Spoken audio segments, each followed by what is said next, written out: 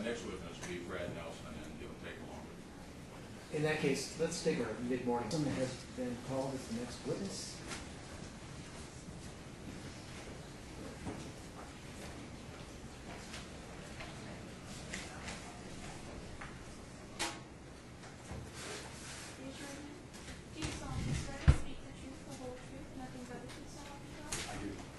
Nelson, if you could come around to the witness stand.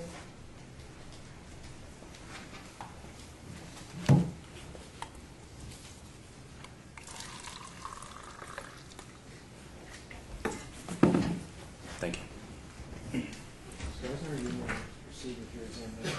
Yeah. Tell the judge your name, sir. My name is Brad Nelson. And what's your position with Pima County? I am the Elections Director for Pima County, Arizona. When did you become election director for Pima County? April of 2002. Prior to being election director of Pima County, what was your job? I was the Elections Director in Mojave County, Arizona. Mr. Nelson, would it be fair to say that your knowledge of computers and the GEM system is very rudimentary? Yes. And your office relies on Brian Crean for understanding GEMS. Would that be correct? Yes. And your office relies on Brian Crean to understand computer security issues. Objection, Your Honor, leading. Well, okay. Response. Well, it strikes me I could leave this witness. Are you calling him adversely? Yes. The objections are ruled. I'm sorry, restate your question. At least in the past, before Mr. Moffitt's involvement, did your office rely on Brian Crean to understand computer security issues?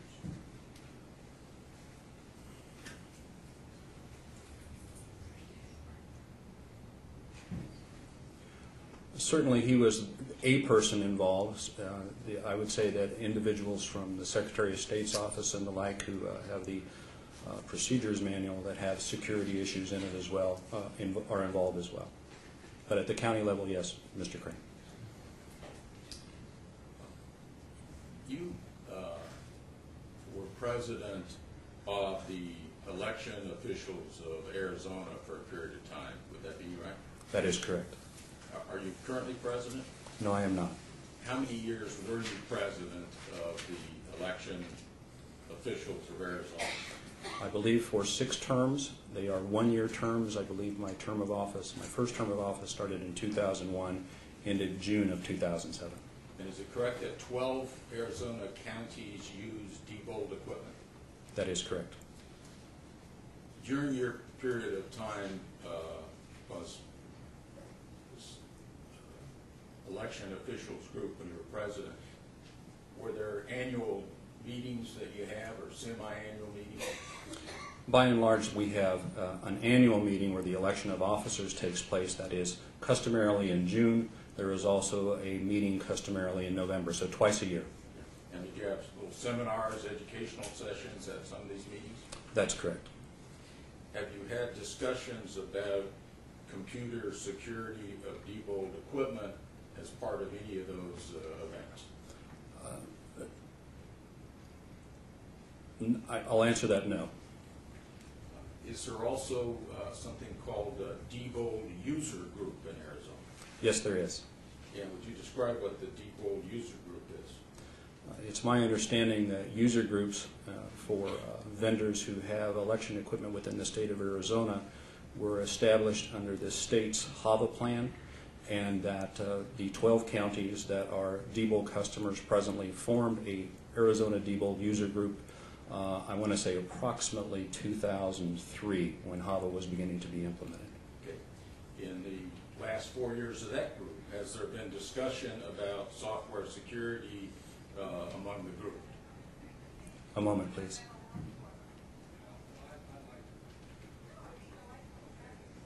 There have been discussions about security. I can't remember specifically software security. How about computer security? Yes. In what way? Basically, chains of custody, how to make sure, as is mentioned in the Secretary of State's Procedures Manual, to treat electronic ballots the same as paper ballots, things of that nature. Okay. In other words, it's about following you. Things like the memory cards that you need to exercise strict security in terms of where they are and accounting for what they're doing. Is that Yes, that is correct. Has the Arizona Secretary of State given your office information about computer security relating to gyms? Objection, clarifications, computer security relating to gyms? So, One moment, please. To my recall, nothing specific about GEMS, just software in general. During the time that you've been election director in Pima County, has the Secretary of State ever checked on your office's security practices?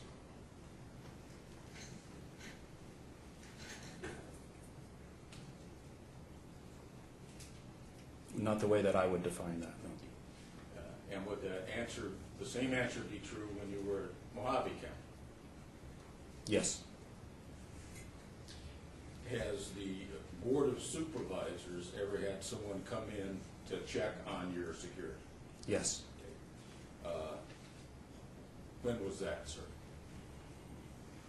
If you allow me an approximate, I believe Dr. Moffitt and a group from the county IT's department, I want to say came in mid-2006 approximately, perhaps earlier in 2006. Would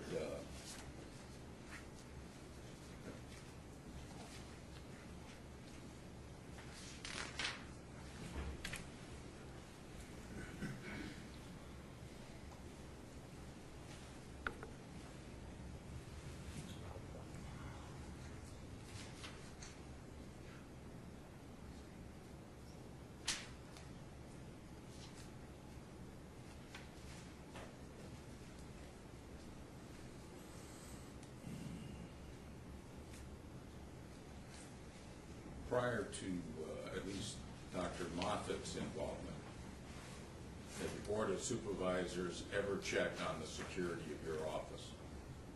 Not to my knowledge.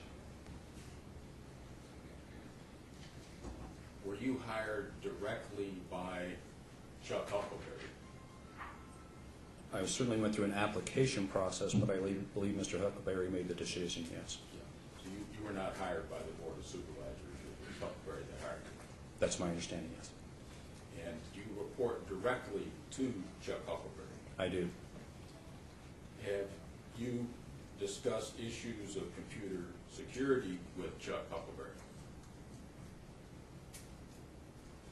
Yes, usually in the presence of Dr. Moffitt.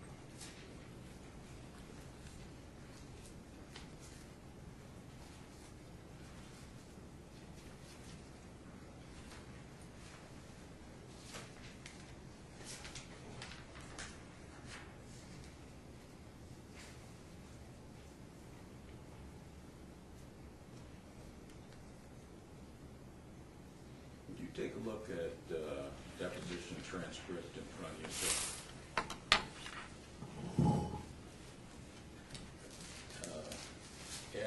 This was a deposition taken on February 28, 2007. Let me ask you first, at that time, would the answer be correct that you had never had discussions with issues of security with Mr. Huckleberry? Some time ago, but that would be my recall. Oh. Yeah. Has the Board of Supervisors ever given you directions about computer security relating to elections? I'm sorry, you said, did the Board of Supervisors ever? Yeah. No, they have not. Has Debo Corporation ever alerted your office to security issues? One moment, please. Your Honor, are we talking about physical security, Software security, computer security? Computer security issues. Thank you. Again, a moment, please.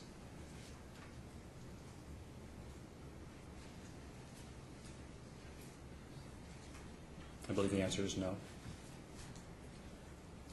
Has the Pima County Democratic Party been helpful in improving computer security of your office? Yes. Has the Democratic Party's request for increased security interfered or been a negative in any way for your department? One moment, please.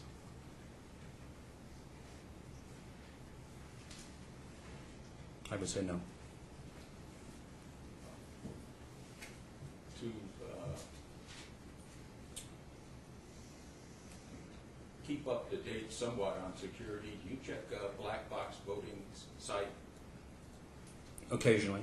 Yeah, that's the group that Mr. March is with. That's my understanding, yes. Do you recall in September of 2004 meeting for lunch Bill Reisner and Dr. Tom Ryan at the Hilton East Hotel? I can't remember the exact date, but yes, I do recall the event. And were you out at the Hilton for the purpose of a class of people that would be working for the election? Yes, a poll worker class, yes. And do you recall that Mr. Reisner and Mr. Ryan were there representing the Democratic Party and wanted to talk about security issues? Certainly the topic was security issues. I can't remember whether you identified yourselves as members, delegates, so to speak, with the Democratic Party, but I think that was an assumption. Okay, you understood that? Yes, yes, yeah. And you recall that Dr. Ryan talked to you about possible ways to ensure or to confirm or audit at least the accuracy of the early ballots that are counted. I remember that being a discussion, yes. And more or less, can you tell the judge what percentage of total ballots cast at that time would be considered early ballots? In the 2004 election cycle, again, allow me an estimate here, I would probably say approximately 45% of the people who cast ballot in that election did so through the early ballot process. And then while we're doing some percentages, what percentage would be for the precinct counted ballots that would be counted on the optical scan machines? At that time, 100% of the ballots that were cast through the early ballot process would have been through the optical scan machines. No. Oh, I beg your pardon. You said that 45% of the ballots are early ballots, correct? Mm-hmm. And those ballots you count downtown at that time in your county. Correct. Yeah. But ballots are also cast at precincts and are counted by the optical scan machines at the precincts. Correct. Correct? And those are not early ballots. That's correct. What percent of the total ballots are precinct cast? 55% then I would have to say. Well, it's the balance of the percentages that might fall on you. If 45% are cast through the early ballot process, 55% are cast through the precincts. Okay. So we count the, in terms of early ballots, would also include by that count the provisional ballots and ballots in that category that are turned in at the precincts and are not counted at the precincts. To clarify, certainly a provisional ballot isn't considered an early, but the counting method to count that type of ballot is the same as an early. And do you recall that that one of the suggestions by Dr. Ryan was to ask if Pima County could segregate early ballots by precinct? I do recall that. And the idea would be that if the early ballots were segregated by precinct, that they could be added to the precinct count, and you would be able to audit the accuracy of the machine. Is that correct? I believe that was his position, yes. Yeah. And you recall that you said that it was late in the process and it wasn't in the budget to hire people to do that. I can't remember my exact response, but certainly it was going to be difficult to do. And you recall that a second request was to do a subtotal, process a group of ballots, do another subtotal. In other words, the audit batch process that later became law. You recall that there was a request as to whether you would be able to do that. At that luncheon, Yeah. I don't recall that being part of the discussion. And you recall whether you told Dr. Ryan that you weren't personally technologically savvy, but that you would check with your computer person to see if that could be done. Does that ring a bell? It does not, but I won't deny that I might not. I just don't recall saying that. You recall later calling Dr. Ryan back and saying that your computer person said that the software did not permit that, did not support that. These are 3.5 years ago. Allow me here.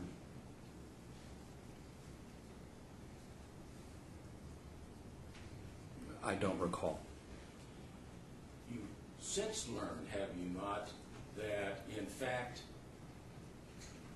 summary reports that were printed prior to the final count during that very election that had just preceded that meeting in September, the primary of 2004.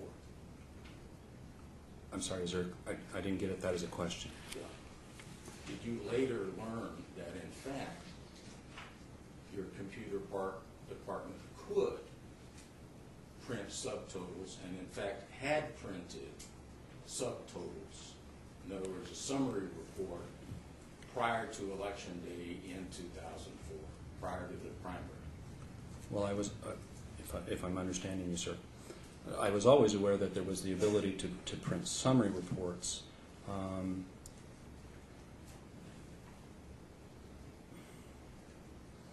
So I was aware of that ability to print summary reports.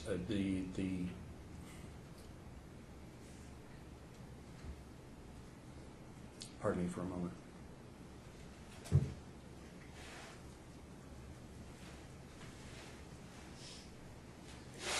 But I don't believe those summary reports in the past, again, time has passed, pertain to the early ballot process. They may have, I don't recall.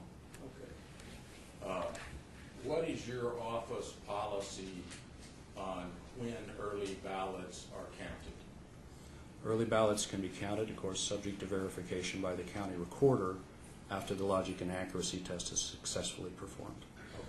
So let me back up a little. The voters can request ballots how many days before the election? Again, that's more the recorder's area, but I believe they can request up to 90 days before an election. Okay. So if the recorder sends them a ballot following the request, and they vote, sit there at home and mail it back in, that ballot goes to the recorder's office, correct? That's correct. And the recorder's office has employees or people they hire to check the signatures and to confirm the authenticity of those ballots. Would that be right? That's my understanding, yes. And then after the report, after they confirm the authenticity of those ballots, what does the recorder's office do to get the ballots to your office? They base, as I understand it, and again, as they are going through, for example, if they had a mail tray beside them with early ballots to process, as they begin to process each envelope and call up that particular registered voter's name, I'll just say Bob Smith. If Bob Smith is verified for count, in other words, the signature matches, then his particular voter registration file is marked that it has been verified, and that envelope is put in another mail tray that will eventually, with other ballots that have gone through that same process, come to my office. Along with that mail tray is a log of all the registered voters' envelopes who have been verified in that particular mail tray. It is delivered by recorder's officials to my office. It is two individuals from the recorder's office who bring that material to my office. Receipts are signed. There's no accounting at that point in time by my staff.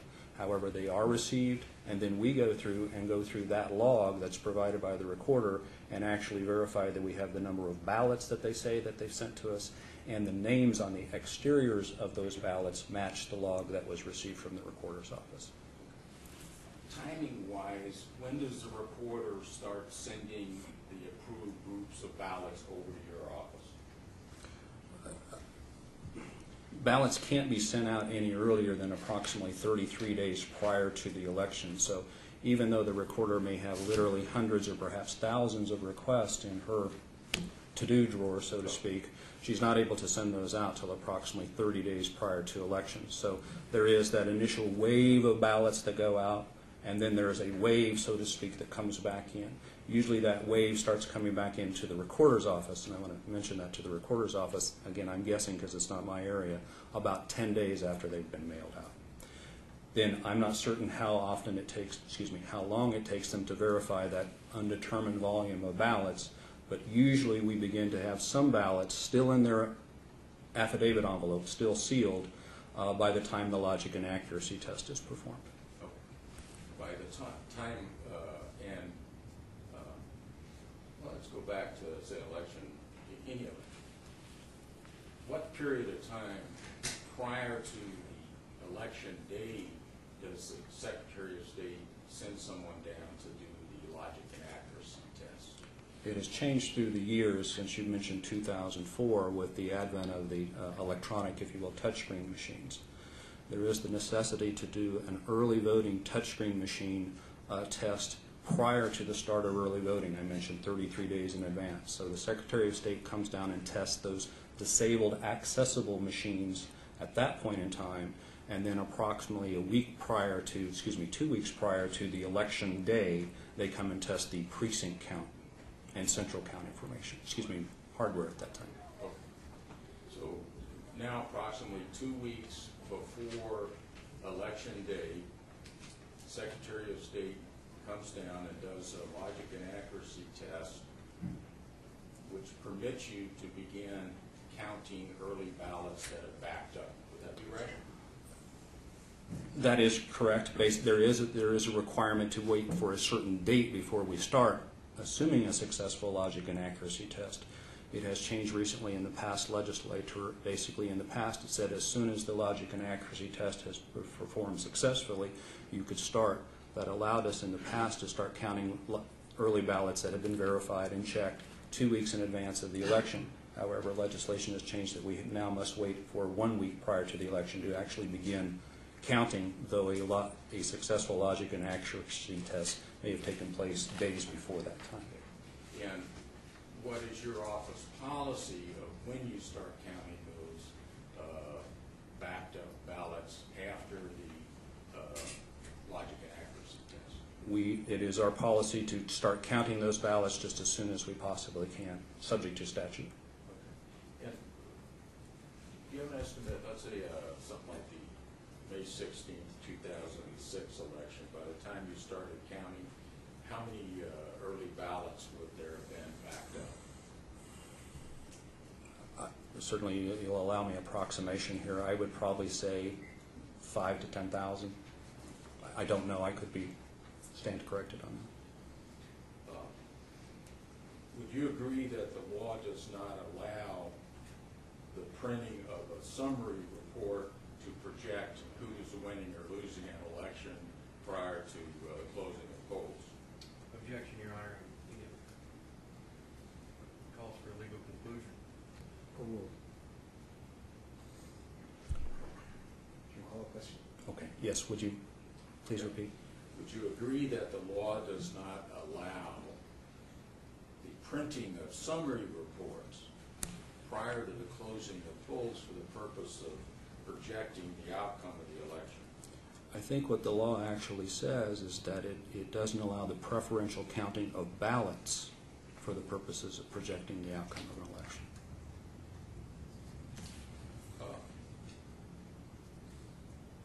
Would you agree?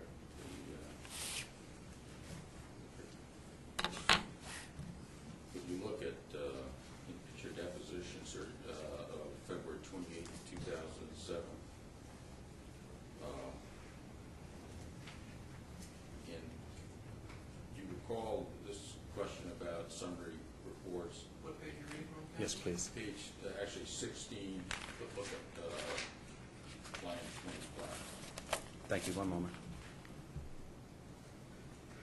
Well, actually, yeah. Okay, I'm on page 16 and line 25. I read that it says, question, how about produced in the first place? Am I where you are at, sir? Yeah, why don't we start with actually line 18? On page 16? Yes. Okay, thank you.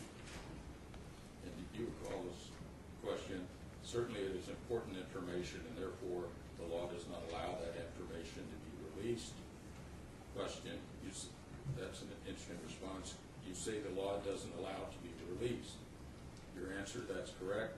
Question, how about produced in the first place? Your answer, not to my knowledge. Was that your answer at that time, sir? I've not had a chance to go up and down the page, but is this in reference to summary reports? Yes. Okay, thank you. Right, there is no restriction on, as I understand your question, there is no restriction on producing summary reports in the law.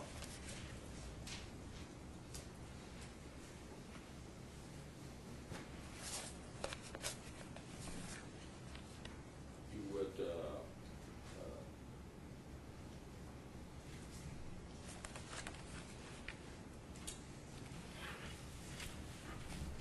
agree that, would you agree that it's illegal to transmit that information to anyone? Depending upon the time frame. Prior to the closing of the polls? Depending upon the election. Mail ballot elections, what the law basically says, I believe it's 16.551, is that you will not release results until after the polls are closed, or until all the results are in, whichever comes first. Hypothetically, if a jurisdiction, and there are many out there, had a mail ballot election, there are no polls to wait for an hour for closure. So theoretically, you could release a summary report at 7 p.m., the close of the election. Oh.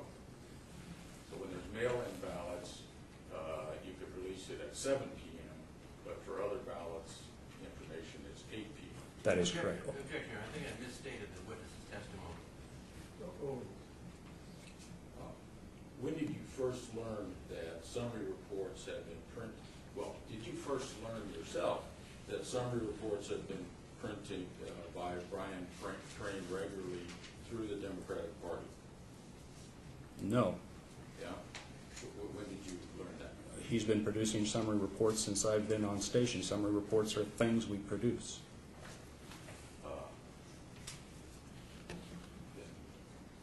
My question is that he had been printing summary reports prior to the closing of polls. In other words, prior to 7 p.m. I believe I understand. Thank you. And after the zero. Okay. Okay? I understand the parameters, I think, a little bit better, and I thank you for that. Yes, I would say that it was through this process, if you will, that I understood that Mr. Crane may have produced summary reports prior to the polls being closed.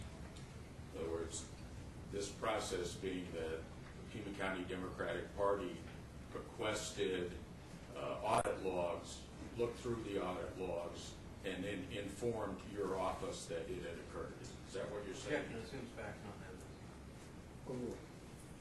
Correct.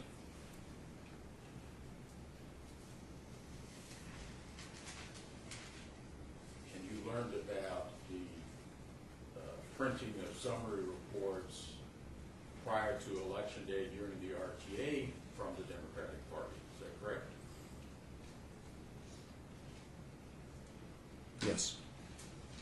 In fact, it was 2 summary reports were printed on the 11th of May prior to a May 16th election in 2006. 2 reports. Is that correct? Same objection, Your Honor. Pardon me.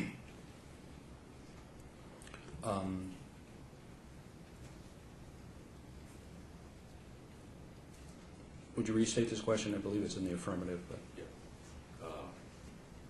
Did you learn that Brian Crane had printed 2 summary reports on May 11, 2006, which would be prior to the May 16th election, and did you learn that from the Pima County Democratic Party? Yes.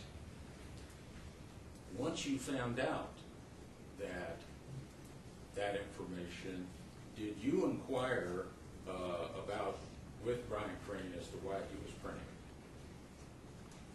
Yes. When did you do that, sir? I don't remember the specific date.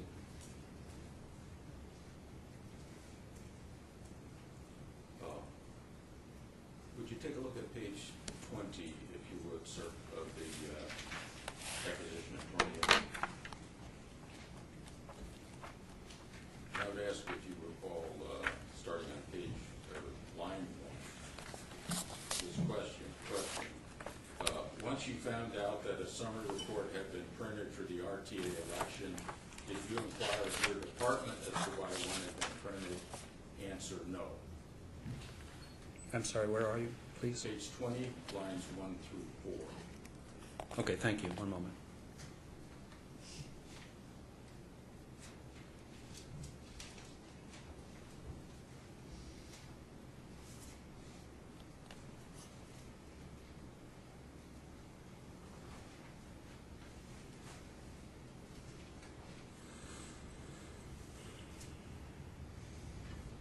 Okay, I've read it. I'm sorry, your question? Yeah, did you recall that question and giving that answer at that time?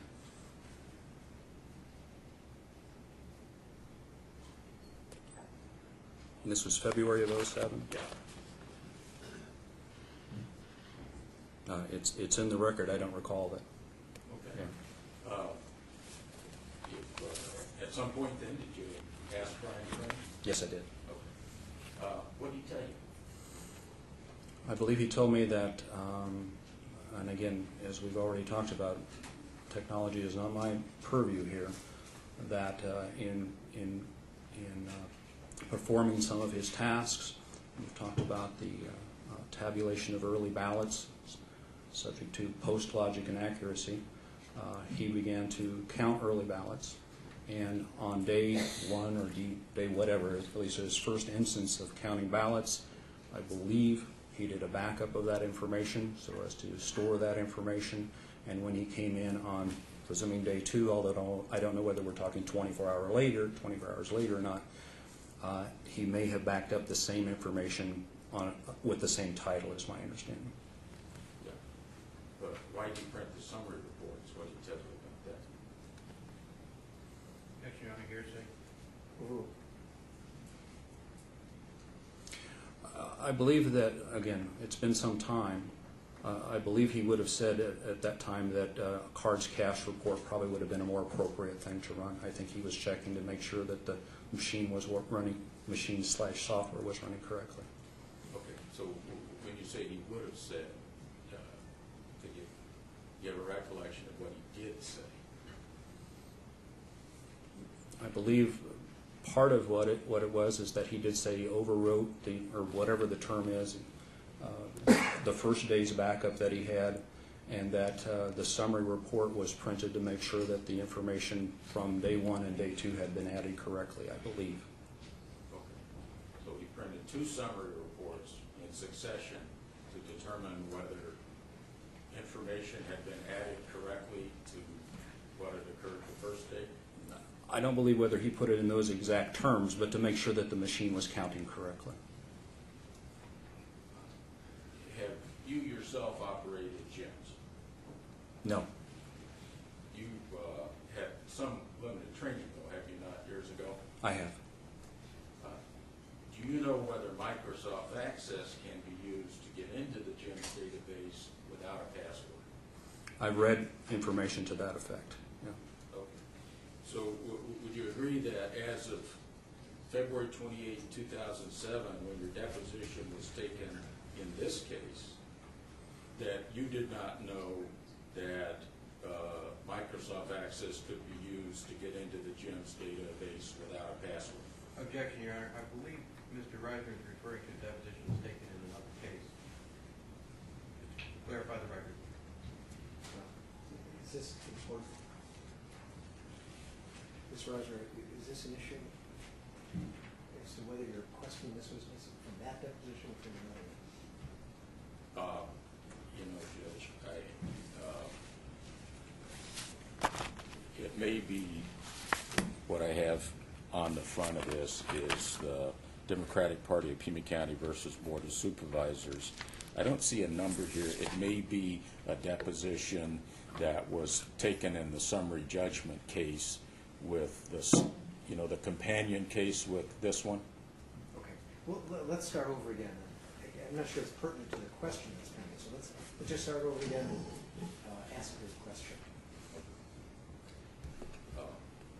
At the time your deposition was taken on February 28, 2007, the deposition in front of you, did you know at that time whether Microsoft Access could be used to get into the GEMS database without a password? My recall was the question was directed towards Pima County's installation of the GEMS database. Again, my recall may be faulty, and I think my response was no because of the various other passwords and electronic security in place.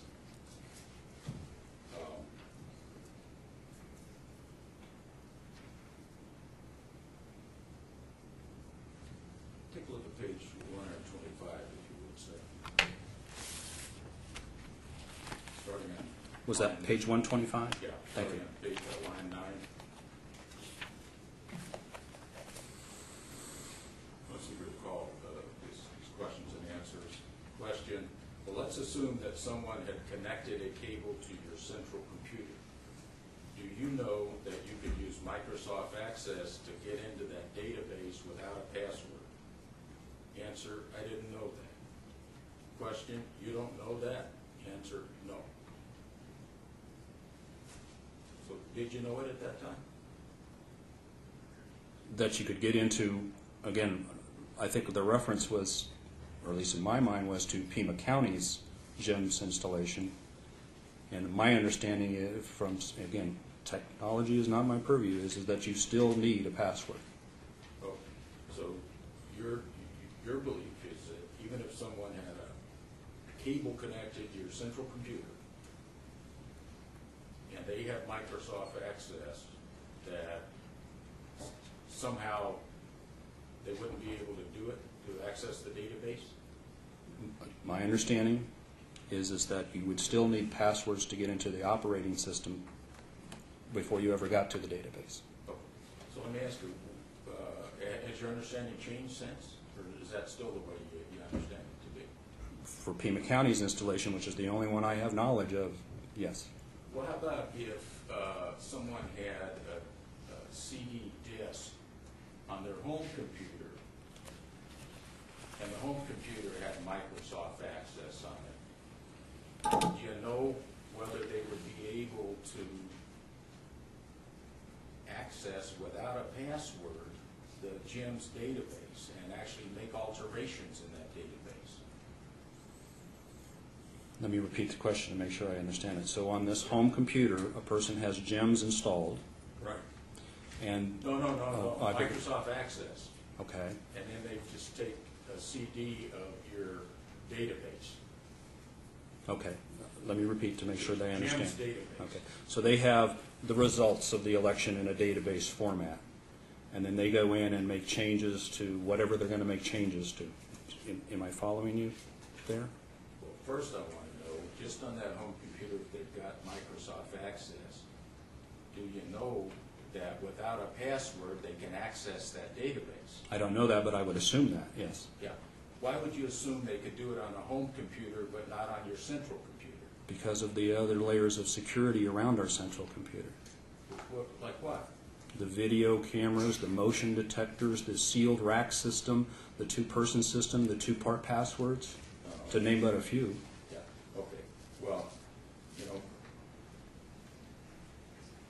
so when I asked you the question about whether someone connected a cable to your central computer, didn't you understand that I was just trying to see how the computer worked? Or was your answer that they wouldn't be able to get through the door and sneak in to do it? Probably more to the latter, that they wouldn't be able to get to it. Right. Yeah. So, let's say on the home computer, then, do you know whether or not the audit log is part of the database itself? The data itself? I do not know that. Yeah. Today, do you know it? Have you learned that? That the audit log is part of the database? Was that your question? Yeah. I do not know that. Do you know that someone with Microsoft Access could actually make changes on their home computer with the data and then delete on the audit log their activities? On their home computer? Yeah. Probably so. Oh, okay. Have you seen, when you looked at the black box voting site, did you ever see the video where a chimpanzee's doing it? I've heard of it, but I've never seen it.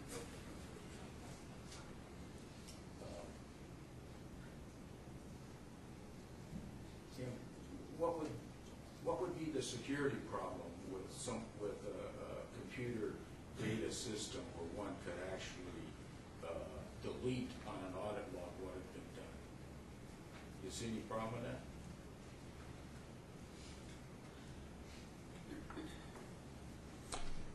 To restate your question, what would be the do I foresee a problem for somebody that could go into an audit log and make changes? Was that the question? Okay. You recall after you became election director, Isabel Arisa talking to you about Brian Crane taking election data home with him? No. What do you recall meeting with her at all about that subject? Yes, I believe what she said is that he's taking tapes home with him. And did you talk to Brian or anyone to find out what was going on? I did talk to Brian, yes. And what were you told?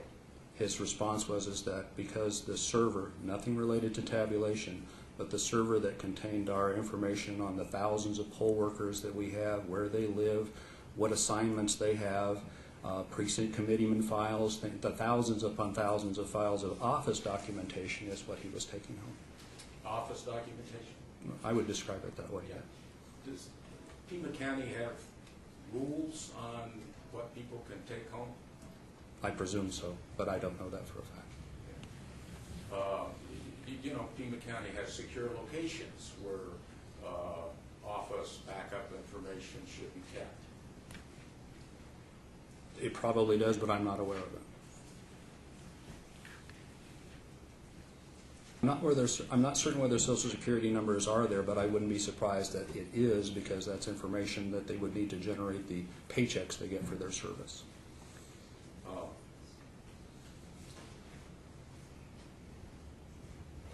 Do you recall that you appeared as a witness for Pima County for questions related to the tapes and documentation sent back by the Secretary of State's office pursuant to the stuff that you send up because of 16445? I recall that, yes. Yeah. And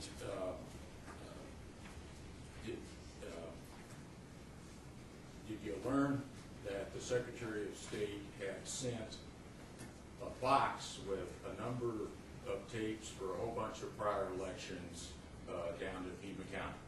To the Pima County Recorder, yes. Yeah. And did you learn that this was the first time that the Secretary of State had actually returned anything? That's my understanding, yes. And they put it in a box, and instead of sending it to your office, they sent it to the recorder's office. That's my understanding, yes. And did you learn that the recorder then gave that box in the county system and it was delivered to your office? It was delivered to my office. I'm not sure how it was delivered. And once that box got to your office, who was the box delivered to? That's unknown. It came to the counter as any ordinary piece of mail. Yeah. Okay, but once it came to the counter, what did your office do with the box? Was that box delivered to Brian Crane? The box came to our office, again, I was not the person who received the box, but the box came to our office already opened, so we were able to look inside the box to see what was there.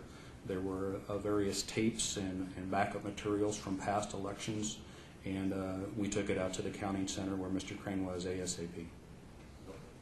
And when you looked in there, or your office did, to see what was in, you didn't catalog what was in it, right? You didn't make a list of what the contents were? No. And when the box was delivered to Mr. Crane's possession, he didn't make a list either. Would that be correct? I would say that's correct. I don't know whether the recorder made a list either. Okay. And did that, have you seen the box yourself later? Yes, I did. Yeah. And is it true that that box now does not contain the tape returned by the Secretary of State for the May 16th, 2006 election? I cannot attest to the fact that it ever did. Okay. So my question, though, is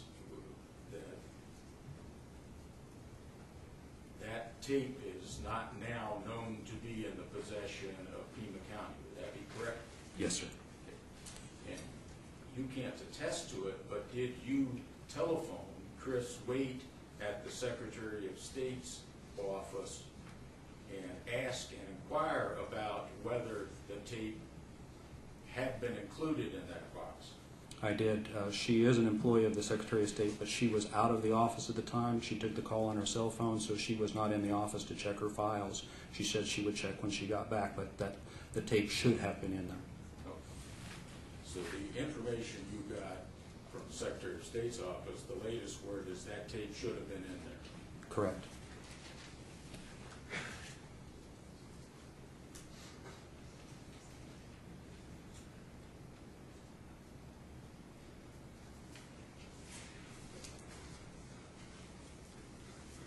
Do you know what a crop scanner is? Yes, sir. What's a crop scanner? For lack of a better term, again, we're getting into a technical area. It is a device used to read a certain type of flash or memory card. Yeah. And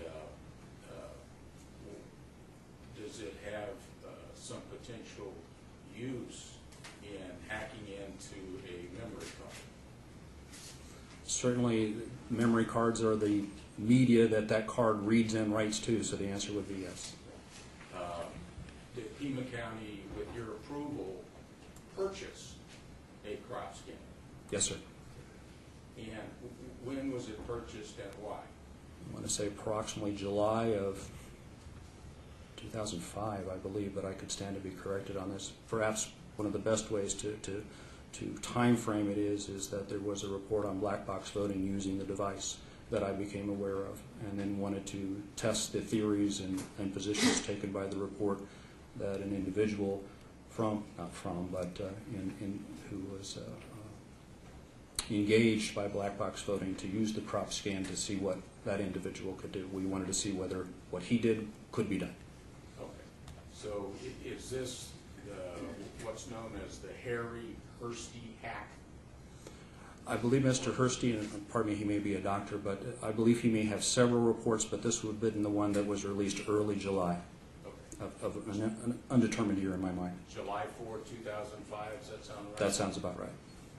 And does within 2 weeks later, Pima County orders one, correct?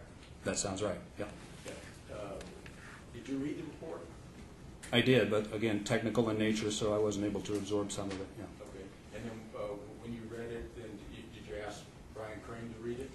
Brian Crane and then a gentleman who was also working with Brian at the Crane at the time, Thomas Kalasinskis. And did they report back to you what they had learned? This was just reading the report at this particular point in time, so they didn't have any of the hardware associated with the report from Dr. Hertzi.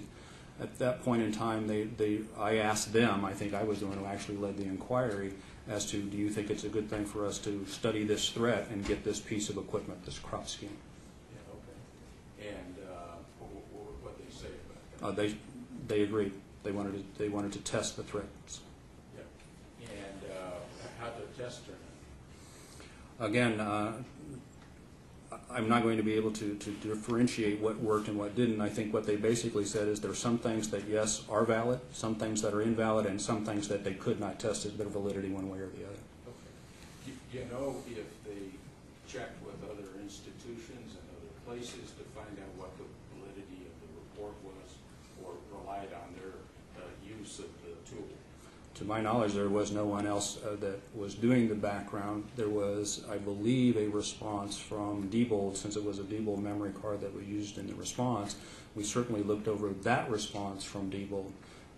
I would characterize that response from Diebold pertaining to that particular report in saying that an individual, this doctor, for example, had an unencumbered availability to the machine, meaning the optical scan device, need to be clear there, and the memory card, and that if an individual county, election jurisdiction, were to put the necessary physical safeguards in place, that the threats would be mitigated. Okay. So, in other words, he had a card and was able to insert it in the machine with their approval, right? I believe what was actually done, and I could stand to be corrected here, is that this is in a county within the state of Florida, I believe it's Leon County. They actually designed an election on gems, they meaning not anyone from Black Box or associated with them, designed an election on gems, burnt a memory card for a computer, meaning an optical scanner for use at the polling place, and then gave that scanner with the memory card inside of it to Hertzie for him to do his examination, is the way I understand it. So he then was able to take that card out of that machine, meaning the optical scan device, put it into crop scan, read what was there, change what was there, put it back into the optical scan device, and then gave it back to the county as if it were coming back from a polling place for them to take it as if it were coming back from a polling place on election day with fraudulent results inside. And the reason that can't be done here is you're taking precautions of putting a seal, a tamper-evident seal, over where the card would be inserted. Would that be? Actually, I would say the thing that came to our attention, and the thing that we changed, was we stopped doing what is commonly being known as sleepovers. Prior to that information from that report, election poll workers, specifically the inspector, would take the optical scan device home with them in preparation for the election day that would be coming maybe 2 to 3 days later. So yes, the seals are there, but also to keep any other types of attacks, the machines do not go out to inspectors for sleepovers, as they're called, at all anymore. And what happened with that machine after July of 2005, after they ran those tests? I believe it stayed back in the work areas of Mr. Crane and Mr. Kalasinskis. Okay. Was there any special requirement as to who had access to that machine thereafter? You would have to ask Mr. Crane, but I believe that he had it locked in a cabinet, but I could not verify that. Okay, so the crop scanner was in the possession then of Mr. Crane thereafter? Yes.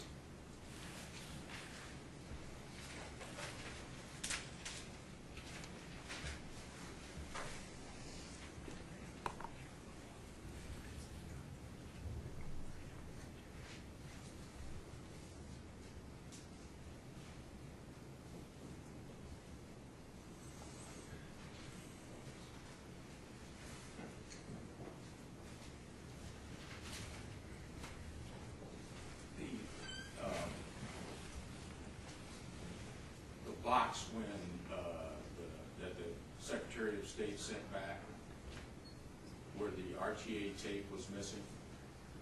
My question is, were any other election tapes missing from that box, or only the RTA tape? Objection, Your Honor.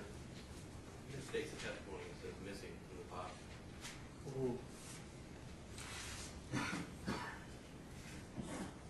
The contents of the box, to my recall, were elections from approximately 2001, but they were more than Pima County elections. We also had City of Tucson municipal elections included in the box as well, but the RTA tape was not there.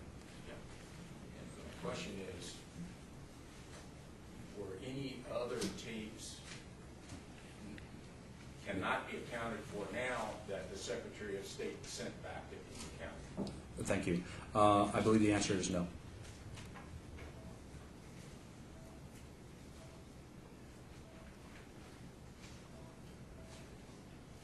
I think that's all I have to.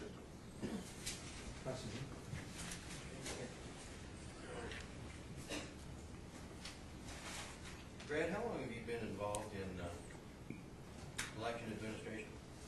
On my discharge from the United States Air Force in 1976, I started working with Maricopa County, Phoenix metropolitan area, with their elections department, and have been involved in election administrations for almost 32 years now. Was also, after being in Maricopa County, went to Jefferson County, Colorado, in the metropolitan Denver area, and worked as election office supervisor there.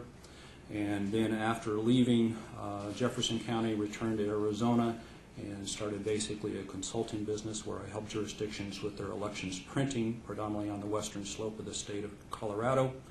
In 1995, a position opened up in Mojave County, Arizona for elections director, where I took that position. From 1995 to 2002, I served as Mojave County's elections director. In 2002, I came here and I served as the elections director ever since. While at the Mojave County, I was able to enroll and graduate from the Election Center, University of Auburn's course to become a certified election and registration administrator, and I have a bachelor's degree in business administration from Arizona State University. Do you consider yourself to be familiar with election laws and procedures? Yes. And just generally, what's involved in setting up an election? It is, I think I've heard people define a rocket launch from NASA as a controlled explosion. You try and keep all the explosives generating and going in the right direction. That's maybe a best way to define an election. There are so many variables with polling places that potentially don't open on time.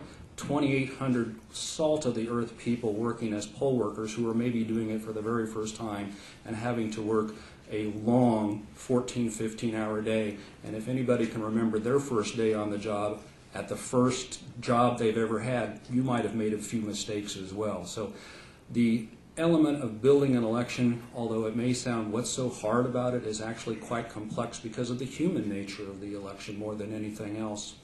Right now we are in the midst of getting ready for the presidential preference election, which will be held here in the state of Arizona in February 5 of 2008.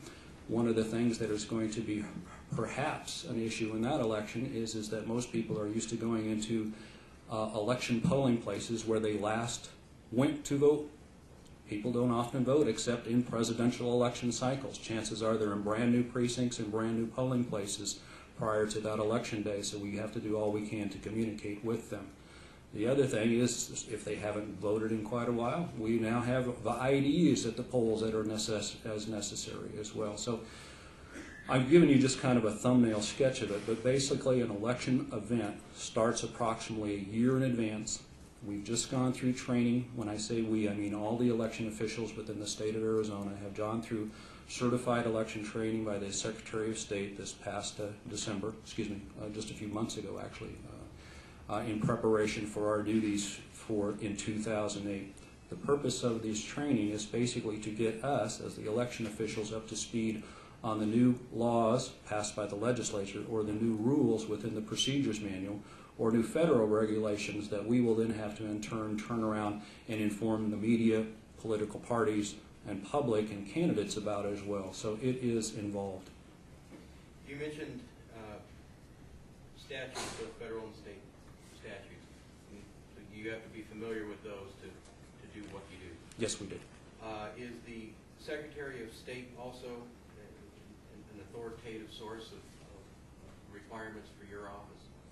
The Secretary of State is an elected position, and she has an excellent staff. I say she because it's an incumbent who happens to be a female at this particular point in time. But the state of Arizona, through its Secretary of State office, I think has done the state of Arizona a great service in that certification process, which is not known in most other states, and the procedures manual, which is also not known in most other states as well. So the Secretary of State is involved quite a bit in making sure elections run correctly. When you say the certification process, you mean the certification of the workers? Well, that's a good point to bring up. There's certification of the of the county election officials, which includes recorders, but the Secretary of State is also involved in the certification of election tabulation hardware and software. And when you said unknown or almost unknown in other states, you're talking about certification of the workers? Certification of the workers, meaning the people who are my colleagues, so to speak, yes. You also mentioned the Secretary of State's, I believe you said election procedures manual, and you said that's an authoritative source of direction for your office. Yes, it is. To put it in much simpler terms, there's the statutes, and then the procedures manuals, if you will, are administrative law, and they are law in that the Secretary of State must meet with the county boards of supervisors or their election officers and recorders.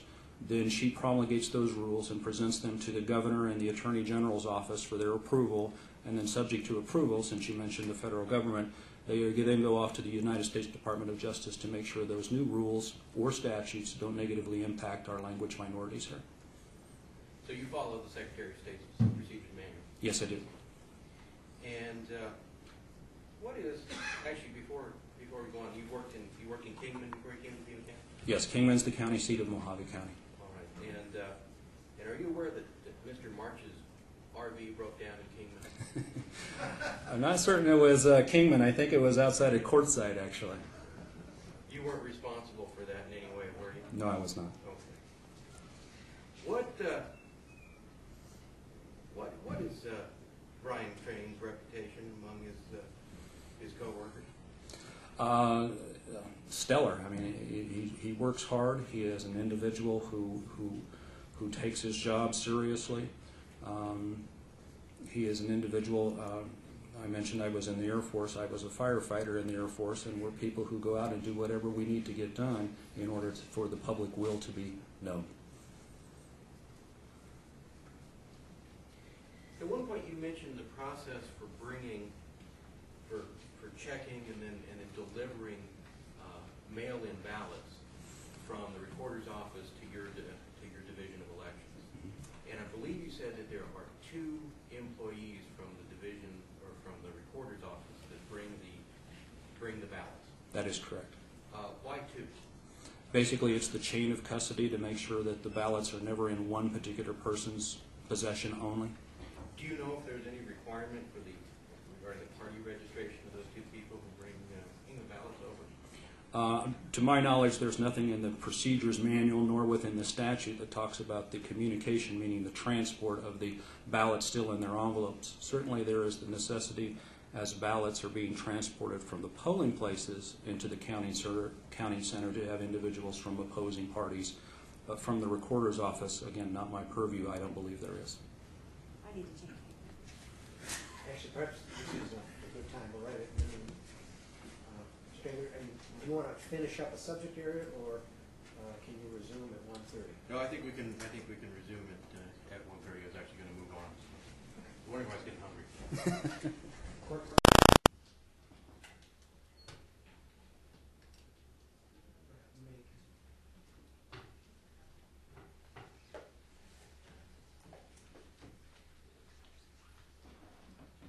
Mr. Nelson,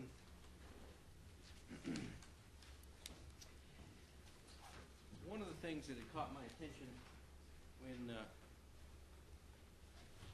Mr. Reisner was asking the question was this idea of when you start counting ballots, in particular when you start counting mail-in ballots.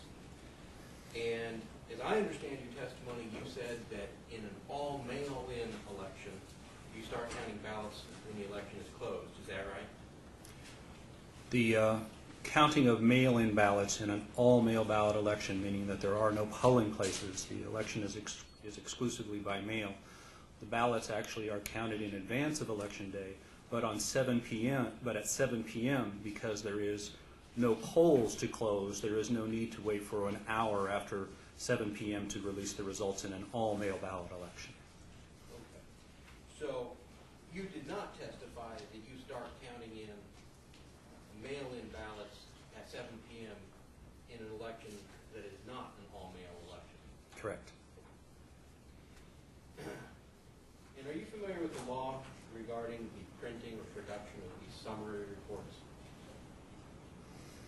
I'm familiar with the necessity to do summary reports in regard to batches for hand counts, if that's what you're referring to.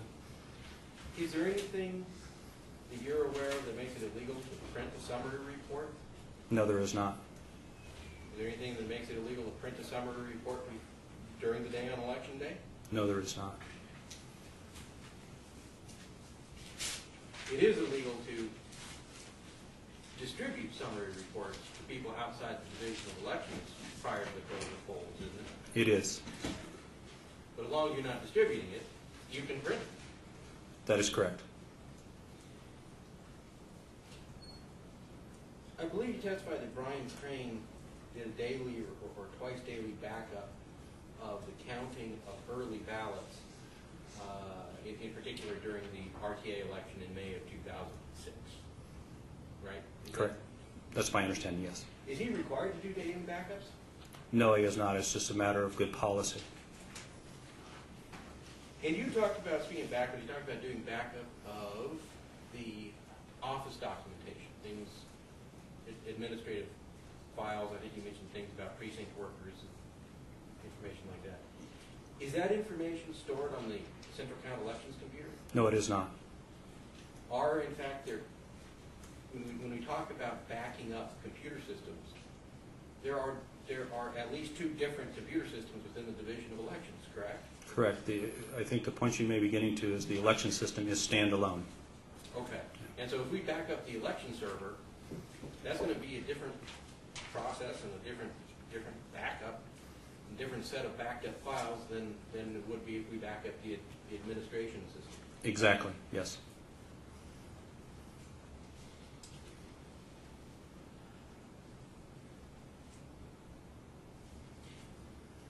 And you take security in the elections department seriously, don't you?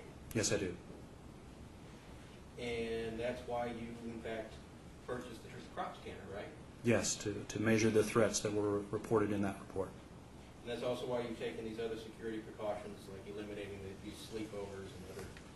Yes, sir. How many voters used the touchscreen machines during the general election in 2006? Round number, and I'm going to be pretty darn close here, approximately 500 used the touchscreen device in 2006 general election. And that's in Pima County, 500 in Pima County. That's correct.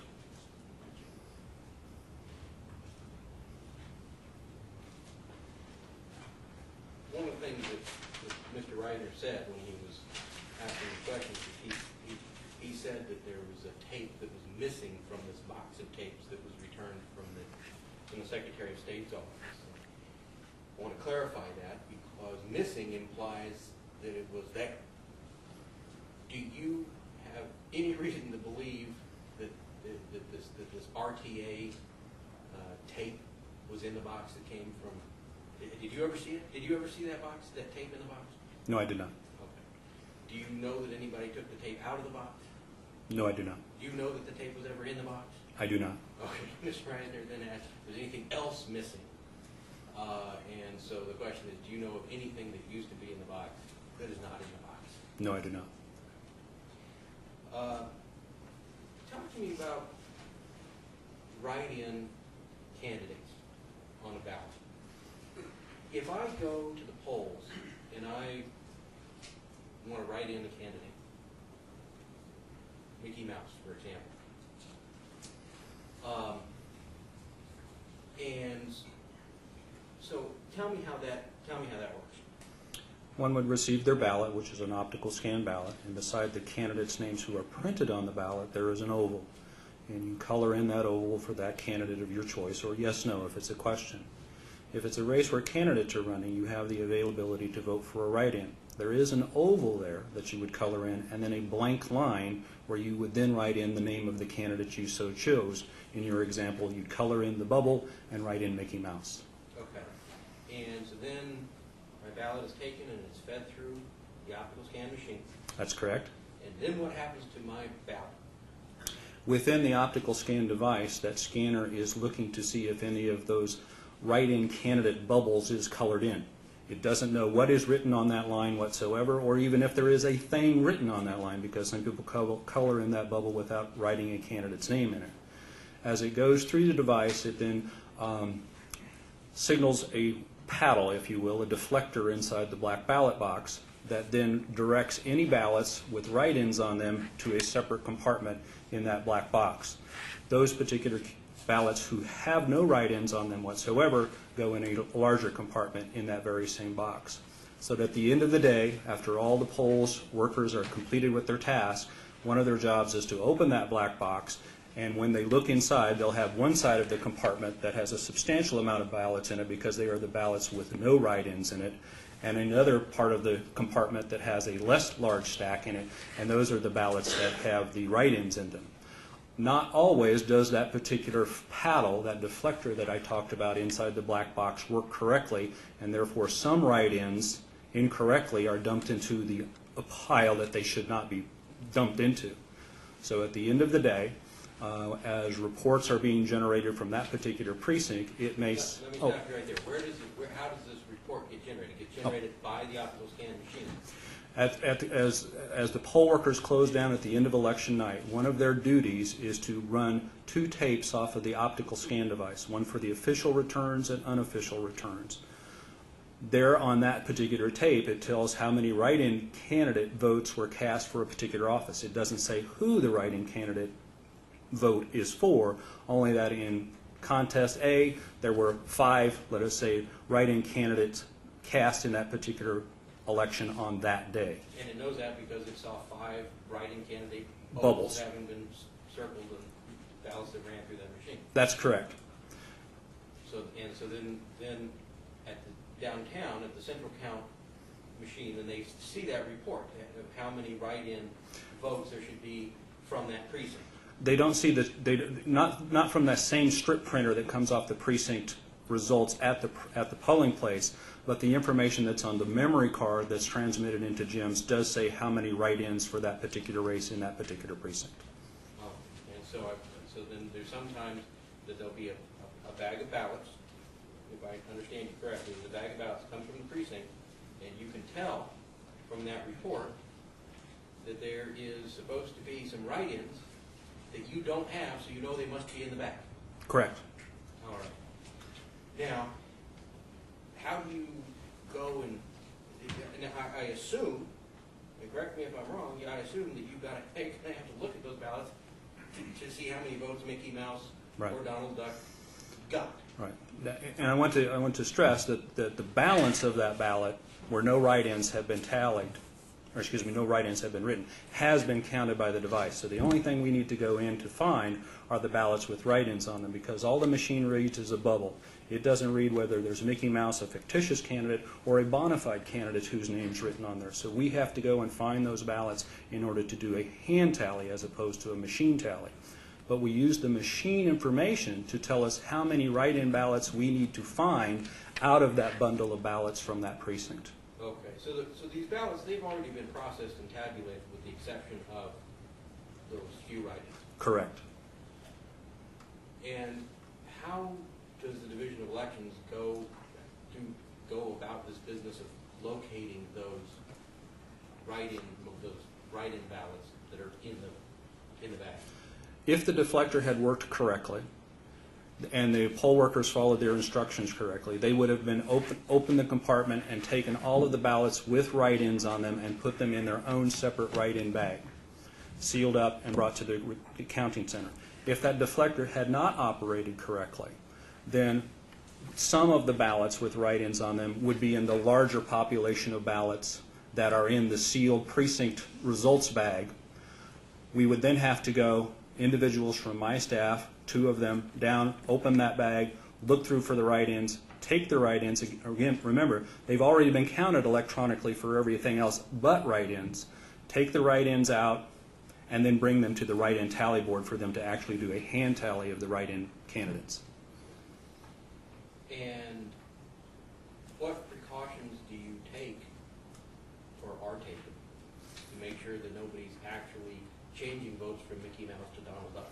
There are always 2 individuals from my office who go down to retrieve those ballots. So there are two people there. They then bring those ballots to the write-in tally board. Those are the individuals who actually do the tally. So the people who pull the ballots are not the same individuals who do the actual tally. When is this done? This is, of course, in a post-election day environment. We will begin to audit the election results from each one of the individual precincts and begin to compare the number of write-ins that we have for a particular office compared to the number of write-in ballots we have in our possession. If we have less than the number of write-in ballots that we're supposed to have, that is when we go into the precinct results bags to try and find the write-ins. Occasionally, as I mentioned, it's possible that the deflector worked absolutely correctly during election day, but the poll workers took the write-ins that were in the compartment already sorted and married them in with the ballots that they should not have. That's one of those rocket ship things. Yeah, one of the rocket ship things. You work regularly with party observers, right? Yes. Would you say that you generally have a good relationship with party observers in your department? Yes, I do. And, for example, you know Pat Pecoraro? I do. And you have a good relationship with him? Yes. Okay. Using him as an example, would it, in your opinion, be reasonable to call him at home or at work and ask him to come down and help sort through that bag to find the write-in ballot? The incidences of these things coming up happen in a millisecond. We find out the situation and want to remedy it as fast as we possibly can. And these occurrences may happen because we go through an audit precinct by precinct. I may find a discrepancy in the write-in information for precinct 8, call Mr. Pecoraro up, or in your example, to have him come down and help us open up the bag of precinct 8, send him back home, and almost immediately have to call him back for precinct 52.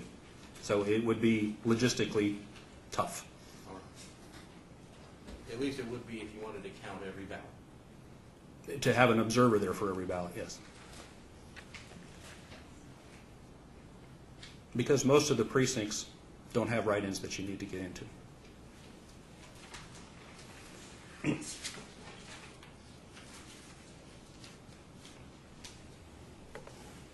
Are election results regularly audited? Yes, they are. Audited to determine their accuracy Yes. and determine whether they have been altered? That's part of the auditing process to make sure that either through error or fraud that there wasn't that the results of the elections are true. Is there any evidence that you are aware of that causes you concern that any votes in the Pima County Division of Elections have been altered intentionally or unintentionally, at least since you've been the director? No, there's not. Is there any evidence to suggest or cause you concern that they might be changed intentionally or unintentionally within the Division of Elections? No, there's not.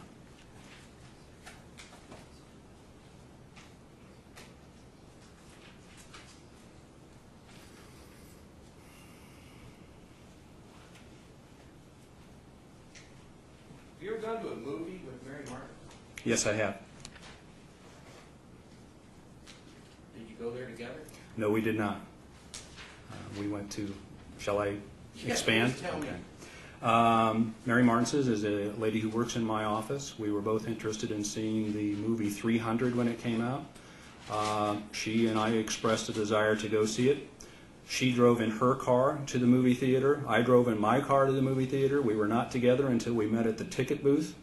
We then purchased our tickets, went into the movie, saw the movie. She's a cigarette smoker, so she'd been several hours without a cigarette. As we walked out, she went and had her cigarette. We talked briefly about the movie and kind of the general area outside the movie theater. This was probably about 2 o'clock in the afternoon.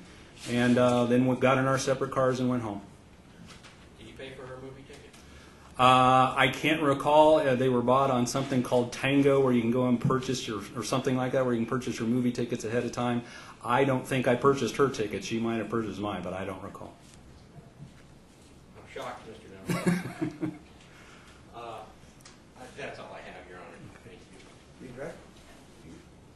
Were very helpful with Mary and put in what brick patio for her. I did assist her, yes. Yeah. And a home safe for her. She had a break-in at her house, and she asked me to put in a safe for her, yeah. You're good friends. Yes.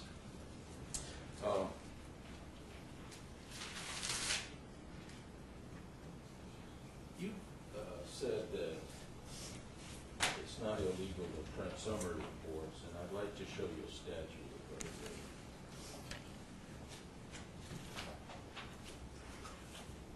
Are you familiar with ARS 16621? I'd have to see it to refresh my memory. I believe it's about the hand counts. Well, no, I think, remember I showed you at your deposition, had you read 621? Not right off the top of my head. 621A.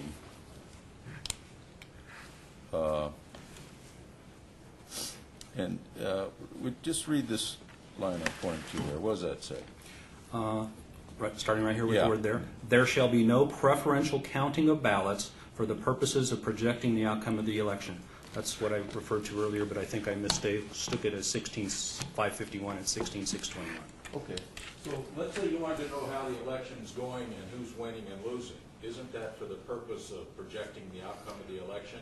The way that I think most, and again I'm going to make an assumption here, but I think that the way that that's been interpreted by elections directors through the 3 decades that I've been on it is that after election day is over with and we still have early ballots to count and provisional ballots to count, and let us say in this example that CD7 is not a close race, but CD8 is, I can't just go out and count only CD8 ballots post-election time to help project the outcome of the election. That's how I read that statute. You don't read that statute as applying to before the polls close?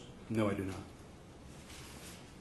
Are you aware, have you ever, the Jim's manual, do you have any awareness of what it says about printing them too? I know of the manual, but I don't know what it says about printing the reports. So you don't know whether it says that some reports should never be printed until the election's over. You don't know about that? I wouldn't be surprised if it said that in there, but I'm not familiar with Yeah, it. and you wouldn't be surprised if that was in there for every jurisdiction in the United States that they send that to, would you? Well, it's not law, but I'm certain that it may be in there. You testified that when you read the Harry Hursti report, even though you didn't understand much, that you immediately took a precaution to see if it was true, and that's why you bought the crop scanner, correct? Correct. Okay. When did you first learn about the back door in gyms? In other words, that gyms could be accessed through Microsoft Access. Objection, Your Honor. The state's witness testimony. I believe the first time this term came to my knowledge was probably the first time I met Mr. March face to face. Yeah. And you didn't check to see if that was true, did you? Because of the physical securities that we had in place and do now, no. You testified at length about the ballot bags that were open. Yes. And we've had testimony in this court about ballot bags opened by Romeo Merrill and I believe Mary Martinson, we'll hear from her, at the warehouse. Was that what you were talking about when you were explaining? That sounds like the environment, yes. Yeah. And that testimony, I believe, was 2 days after the election, which may have been on November 7th. Does that sound right? I'm sorry, are we talking November 7th of this year? What are we speaking of? I'm sorry. Yeah, I'm thinking it was 2006, Okay. November 7th. Okay. Was the election day. Okay, because, I may be off on that. all right, so, But if we can go back to that date, and even if I'm off, think of election day. okay. And then you recall that the next day you met with county chairs, including Donna Branch Gilby, who was the Democratic county chair, for the purpose of selecting precincts for hand audit. Yes. Okay. And once those precincts were selected, then the political parties would line up people to help with the hand audit. Yes, correct. And that hand audit occurred a couple days later. Correct. You right? Yes. Okay. So let's let's assume, I think it's the case that these ballot bags were open the day after the hand audit had been selected, but before the hand audit had occurred, Mm-hmm. right? I'm following you. Yeah, you have any reason to believe that that's not the, what happened? If I'm understanding you, I may have lost you there for a little bit. So in post-2006 general election, Yeah, after the precincts had been selected for hand count audit, yeah. that individuals may have gone into those bags to pull out write-in ballots or something? No, they just, that's when they were there opening those bags. I don't know Oh. which bags. The, Just ballot bags, Okay. sealed ballot bags. the bags came to the hand count audit still sealed in their black bags. Right. Okay. But the activity that they described of being at the warehouse with open ballot bags was before that hand audit. I don't know what their testimony is. I would say that the ballot bags may needed to be open to look for some information that the poll workers put in the wrong place and then sealed back up again. So that's possible, yes. Okay. What's a snag board? A snag board is defined within the Arizona State Procedures Manual, where basically if a poll worker brings in some information and it is not up to snuff, it doesn't have the proper signatures, seals, or they haven't brought the right information in, it's remedied through the snag board. Isn't that a situation where if something comes up, Your Honor, at this point, this is beyond the scope of cross. no, that's You're just, going to get your own cross.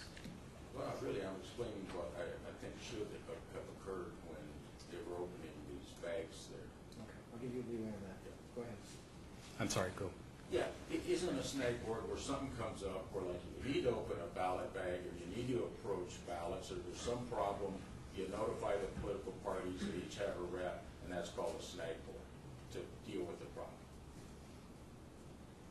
That is one possibility. Usually snag boards occur strictly on election night. Shouldn't political parties be notified when you're sending people out and they're opening sealed bags Same objection, Your Honor. with ballots in them? They should have the opportunity to observe, yes. Yeah. And you mentioned Pat Pecoraro, right? Yes. And he's someone that you've known fairly well because for a number of years he has assisted the Democratic Party by attending the logic and accuracy test. That and being there on election night as well, yes. Okay. With this last election, there were a number of people from the Democratic Party that were assisting, were there not? Not within the counting room where Mr. Pecoraro is stationed, but yes. Oh. Well, was Moher Sidford, you know Moher, don't you? Yes, I do. Yeah, how about her? Was she, Not on election night. yeah, while ballots were counted, was she Absolutely. assisting?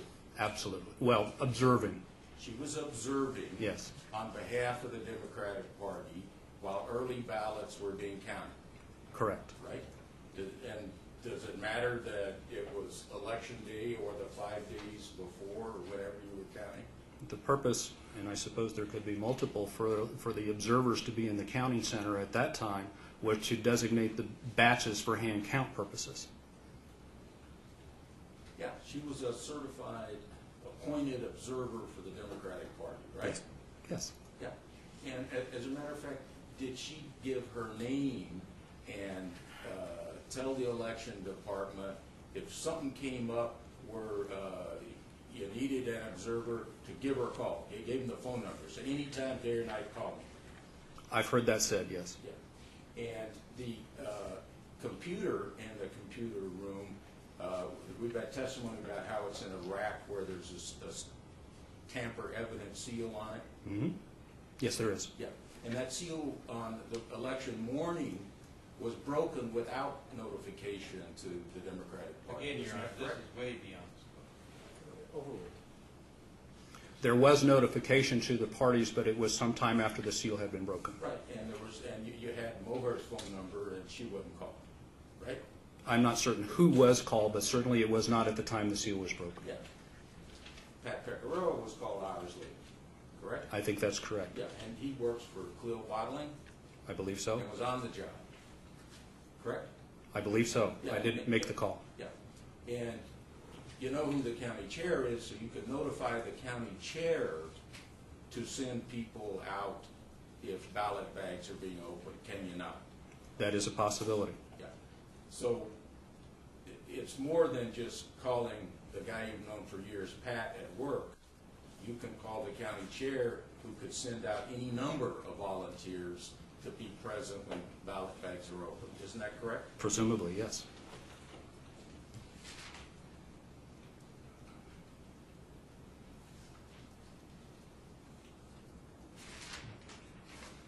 I didn't quite catch it. I thought you said before that the elections are regularly audited. Mm-hmm. And what do you mean by that, sir? In what manner? What usually happens in a post-election audit is from the election computer, the GEMS report, plus the paper strips that I mentioned that come off the optical scan devices at the precinct count, plus the poll list, plus the signature roster if available, plus the provisional ballot poll list, as we go through and make sure that the number of names that are in the poll list equal the number of ballots cast in that election. Additionally, it has been the history here within Pima County, even before the hand count audit process was being done, that there be a hand count of a small sample of ballots as well. But the database itself is not audited. Isn't that correct? The database goes through pre-logic and accuracy test and post-logic and accuracy tests. No. Let me ask you this. What's the pre-audit or the pre-election LNA that you say involves the database? That's just to see if, that's when the Secretary of State comes down to see if it counts a certain number of ballots? That's the official logic and accuracy test. There is the unofficial logic and accuracy test, which the parties are involved in. Yeah, and that's, you run a bunch of ballots. A bunch is for sure. Each party runs about 400 ballots. Okay, and that tells you that on that day, those ballots were counted correctly. Correct. Yeah. The post, what kind of? Those same ballots that have been punched by the political parties are run as a post-LNA immediately after the final count of the ballots to make sure that the software operated the same way in a post-election environment as it did in a pre-election environment. Okay, that just tells you at the end, it counted those ballots right again. Correct. Other than that, there's no audit of the database, correct? And that's not an audit. You think it's an audit? I don't know how an audit is defined. Certainly, an audit to me is if the numbers are this at one time and the numbers are the same at the other time, that's an audit that balances. Sounds like a test, doesn't it? Okay. All right. I think that's all I Your Honor, can I do some additional cross on these other areas? I'll give you limited leeway. If you think that something extended beyond cross, go ahead as to those areas. Could you explain about the broken seal that Mr. Reisner was testifying about? On general election day in 2006, there was a precinct that was unable to process their ballots. That doesn't mean people weren't able to cast ballots, but their ballots had to then go into an emergency bin on that black ballot box that I mentioned earlier. So they had not been scanned. Because that machine is unique, not the machine, because the memory card in that machine is unique, a new memory card was burnt to take out to that polling place so that those individuals who cast their ballots earlier could have their ballots actually scanned. And just one more. Are the ballots really collected in a black box? The optical scan device does sit on top of a large plastic box which is black in color. Oh, thank you. That's all I have. Okay. Judge, could I follow up on what you asked? Go ahead. Sir, at the precinct level, the optical scan machines, is there a slot so that the box you just described has a place where ballots can be placed if there's a problem with the memory card and it's not running properly? Yes, there is. So those ballots can be secured, and is the purpose for that so that you can be notified, or anyone else can be notified to come out, fix the machine, or do whatever needs to be done. Yes, that's one of the aspects of it. So you had the ability to notify the political parties. You had time to program a card and deliver it out there. And in the meantime, the ballots could have been placed in the box with a slot that is designed for that very purpose. That's true. The only thing I would add to that is that at that polling place on Election Day, there probably were representatives of the political parties there. Thank you, Mr. Thank you. Next witness. Yes.